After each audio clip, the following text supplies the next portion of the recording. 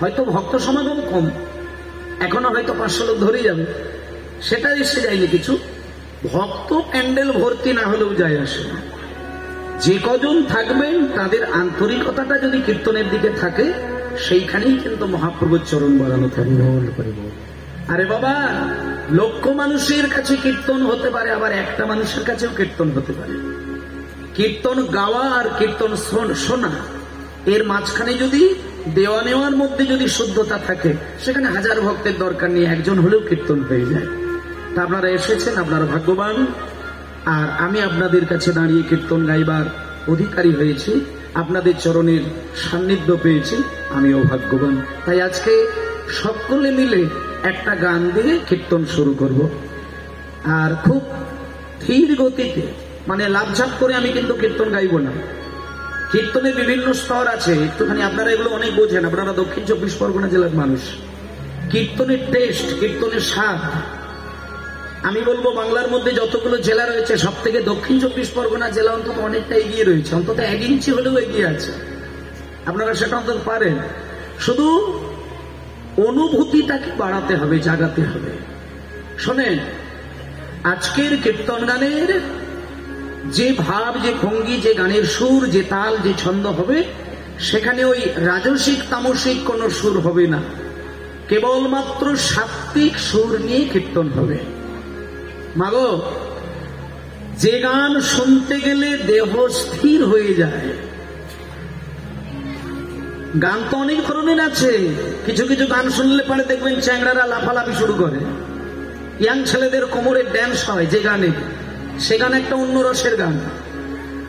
আর কিছু গান বাজনা রয়েছে যে গান শুনলে পরে আপনার ঠ্যাং দুটো দুলবে না, আপনার কোমর দুলবে না, ঘাড় দুলবে না, মাথাও দুলবে না, কিন্তু যদি ভাবা যায় দেখা যাবে তার হৃদয়টা দুলে যায়। তাহলে যে গান শুনলে কোমর মাথা দোলে না আর হৃদয় দোলে, কেবল সেই গানেই চৈতন্য দেবের করুণা মেলে। আর চৈতন্যের করুণা মিলবে না এমন গান শোনার থেকে আমার মনে হয় কাঁচা কাঁচা হিন্দি গান শুনলে অনেক লাভ হবে। আর আমি সকলকে একটা গুরু দায়িত্ব দেব, এতগুলো কীর্তন হয়ে গেল, আপনারা কতটা চোখের জল ফেলেছেন আমি জানি না, কিন্তু আমি আপনাদেরকে করজোড়ে বিনয় করে বলি, আপনি পৃথিবীর যে কোনো গান বাজনা শুনতে যান, সেখানে আপনি কতটুকু কাঁদলেন সেটা না হলেও এসে যায় না। সিনেমা দেখতে গেলে মানুষ বাটি বাটি জল ঝরিয়ে দেয়, এটা প্র্যাকটিক্যাল কথা। যখন আপনি টিভিতে একটা 3 ঘন্টার সিনেমা দেখেন, তখন আপনার সামনে যদি একটা বাটি রাখা হয়, বাটি ভর্তি হয়ে যাবে আপনার চোখের জলে। কেন জানেন এটা হয়? তার কারণ ওই সিনেমাতে যে স্টোরিটা বলা আছে সেটা আপনার জীবনের সঙ্গে মিলে যায়, তাই আপনি কাঁদেন। সেখানে যে গল্পে দুঃখের কথাটা তুলে ধরা হয়েছে সেটা আপনার জীবনের সঙ্গে মিলে গেছে, তাই আপনার দুঃখটা মনে পড়ে গিয়ে তখন আপনি হাউ হাউ করে কাঁদছেন। তবে সাবধান, টিভির সামনে সিনেমা দেখতে গিয়ে মানুষ যখন কাঁদে, সিরিয়াল দেখতে গিয়ে মানুষ যখন মাথা নিচু করে কাঁদে, জানবেন ওটাও চোখের জল। আর কীর্তন আসরে বসলে পরে যখন কান্না আসে, এটাও চোখের জল। দুটো জায়গার চোখের জলের মূল্য কিন্তু 2 রকম। এখানে আপনি কীর্তন শুনে যে কান্না কাঁদবেন, সেই কান্নার চোখের জলেতে প্রেম ভক্তি মেশানোরা থাকে। আর ওইখানে যে কান্না কাঁদবেন সেখানে শুধু মায়া মেশানো থাকে। আর মায়ার চোখের জল ভগবানের সেবায় লাগে না, প্রেমের চোখের জল পরিপূর্ণ ভগবানের সেবায় লাগে। তাই আজকে আমরা চলুন ভগবানের সেবা করার জন্য একটুখানি চিন্তা করব, হৃদয় দুলিয়ে চোখ থেকে বেশি না হলেও 2 ফোঁটা জল যেন গড়িয়ে যায়, এই আশায় সবাই মিলে একটা গান আমিও গাইব, আপনারাও গাইবেন। ভজ গৌরাঙ্গ, এই গানটা কি খুব কঠিন গান? গাইলে পরে কিন্তু আমার থেকে আপনারা ভালো গাইতে পারবেন। যদি একটু ধ্যান দিয়ে গান, আমার থেকে আপনারা ভালো গাইতে পারবেন। আমি একবার করব, আপনারা একবার করবেন, সুন্দর করে করবেন। ভজ গৌরাঙ্গ কহ গৌরাঙ্গ, লহ গৌরাঙ্গে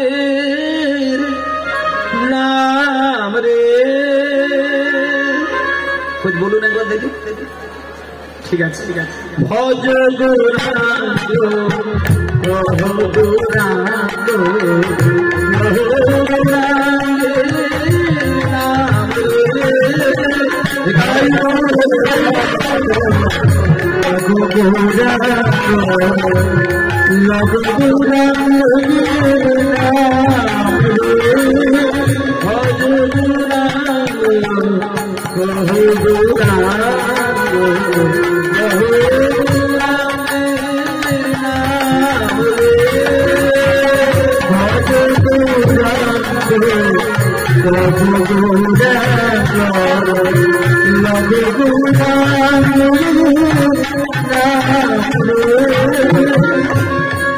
যে জনা গৌরাঙ্গ ভাবে সে হায় আমার পারে, জনা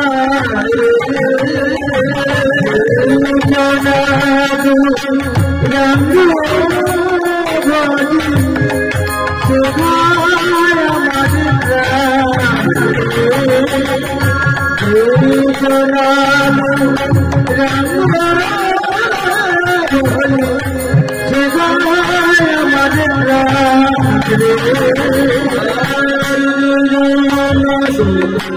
রঙ্গ ভরে সে হায় আমার প্রাণে,